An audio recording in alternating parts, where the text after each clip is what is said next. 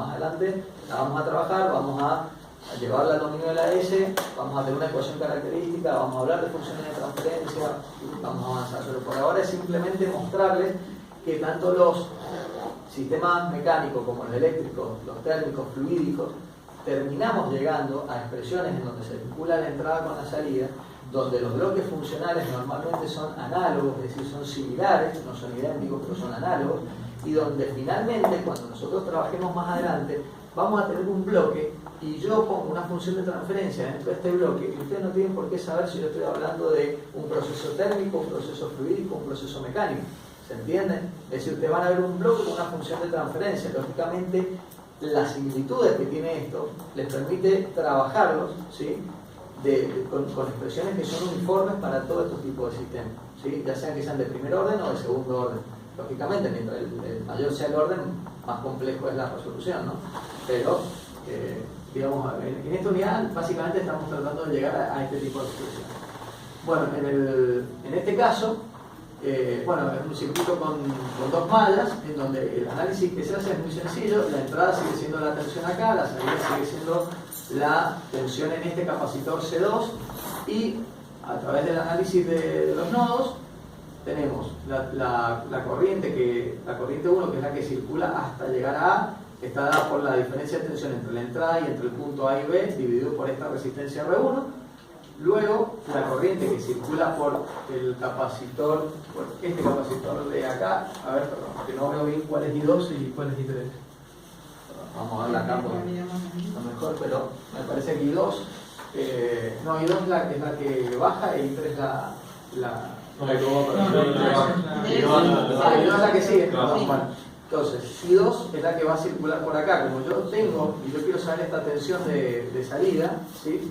Entonces, bueno, nada, es lo mismo que hago acá. Es decir, I2 va a ser igual a C2 por la derivada, ¿sí? De la tensión de salida con respecto al tiempo, que es lo que coloco acá.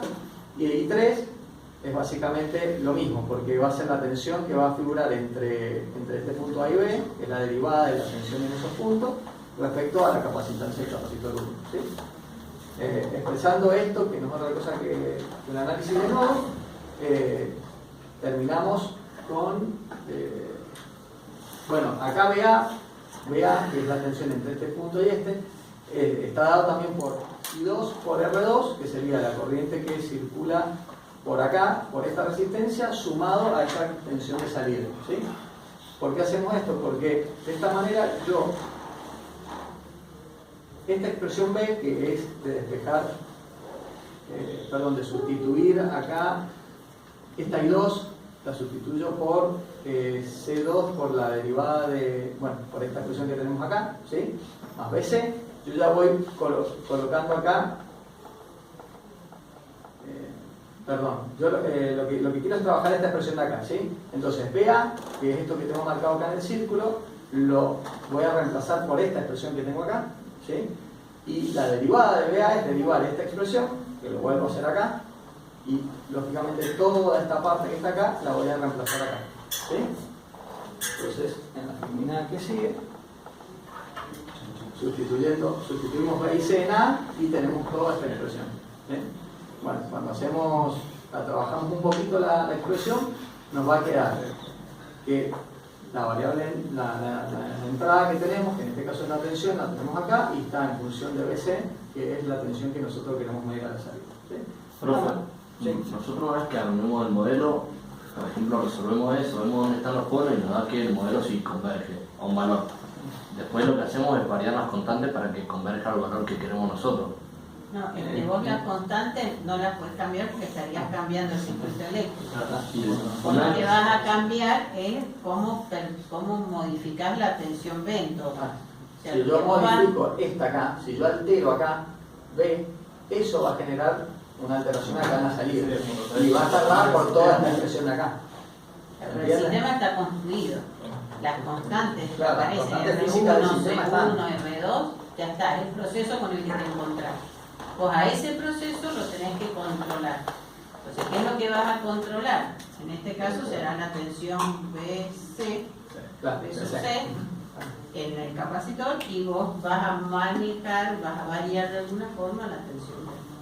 ¿Se entiende? Porque vos estás yendo ya Depende de la vos estás entrada y salida. yendo un poco más allá, porque en definitiva, esta expresión que vos tenés de este proceso, como vos decís, la vas a transformar, vas a trabajarla en la S, tendrá su ecuación característica, le podrás, pero ese ya está definido el proceso, ¿entendés? El proceso está definido. Vos lo que necesitas es ver qué pasa cuando vos varias la entrada, que en este caso sería la manipulada, la variable manipulada, que en este caso está dado por la tensión, y a ver qué pasa con CDT cuando vos cambias eso. Entonces, la expresión que te vincula la entrada con la salida está dada por esto. Estamos en el mismo tiempo. Más adelante Lo que vamos a... buscaría es una función que me dé cómo varía C en función a M. ¿Está bien? ¿Y es esta? Claro. Porque acá la diferencia es que M en este caso es B, y en este caso B de C es CDT. ¿Sí? Pero a lo que estamos es llegando a la expresión que nos vincula entrada con salida. Digamos, no la estamos trabajando, no estamos yendo a lo que vamos a ir más adelante. ¿Sí? Acá lo que yo quiero es mostrar las analogías que hay entre los distintos sistemas, entre los distintos modelos, ¿sí? Los mecánicos, los eléctricos, etc. Bueno, básicamente... Fíjense que a lo que él ha llegado es a una expresión diferencial de segundo orden en donde la acomodó para tener un término derivado a segunda, un término derivado a primera, un término lineal a de sub C y un término que depende de la entrada. Sí, lo que está haciendo en todos los casos es acomodándolo a formas generales, digamos así. ¿Por qué? Porque después todas aquellas ecuaciones diferenciales semejantes tienen comportamiento o relaciones entre la entrada y la salida semejantes. Y la forma de control es la misma, más allá que sea un circuito eléctrico, que sea un proceso térmico de calentamiento de algo, lo que le va a pasar a ese proceso es lo mismo. Entonces la forma en que yo la voy a controlar es lo mismo. Por eso después vamos a poder generalizar cuando trabajemos con las funciones de transferencia. Y si hacemos el mismo desarrollo, pero a través del análisis de mallas, bueno, acá, no sé si quieren que lo revisemos, pero básicamente es exactamente lo mismo que hemos visto, como es el mismo circuito, tenemos que llegar en definitiva a una ecuación que es idéntica, ¿sí? Y bueno, acá analizamos primero la primera malla que está acá, con estos parámetros, la segunda malla, en este caso la tensión es 0 con estos parámetros, tenemos D, tenemos E. Voy más rápido acá porque es lo mismo que hemos estado viendo. Y básicamente, si seguimos trabajando toda la expresión, vamos a llegar a al mismo resultado. ¿Sí? Hay a través de los nodos un poco más sencillo que trabajarlo a través de las mallas, pero en definitiva llegamos a las mismas expresiones. ¿Sí? Eso simplemente es una filmina como para que ustedes, para que vean que las leyes se cumplen y las expresiones a las que llegamos es exactamente la misma. Básicamente, si hablamos de las analogías eléctricas y mecánicas,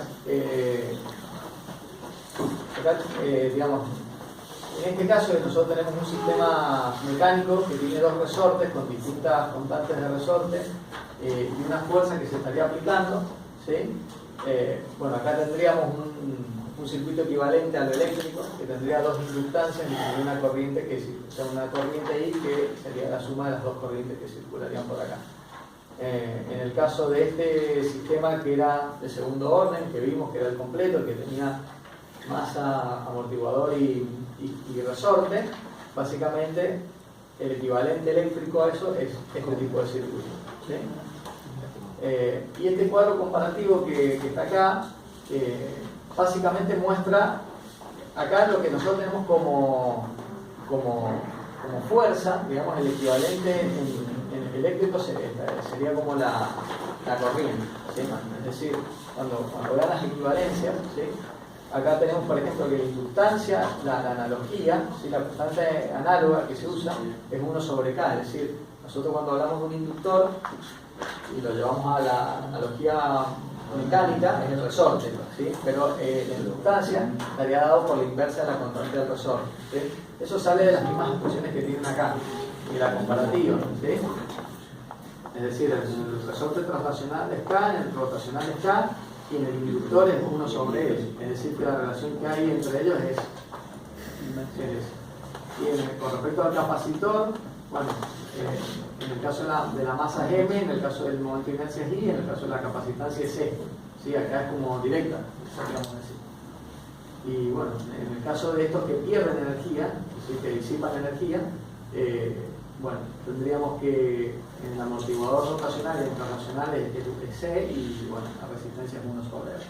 ¿Sí? Que básicamente, si ven las expresiones, 1 sobre R está multiplicando por la tensión al cuadrado de acá y acá se está multiplicando por la velocidad al cuadrado. Es decir, que lo que estamos viendo es este término, 1 sobre R y C. ¿Sí? Y esas serían como las constantes análogas, las resonantes análogas que se usan en los sistemas. Yo preferiría que para que ellos resuelvan uno, o que por lo menos lleguen a las expresiones. Sí, y tienes que ver. Sobre Si no, les reparto los parciales, toman un recreo, ahí luego. O quieren los parciales a la vuelta.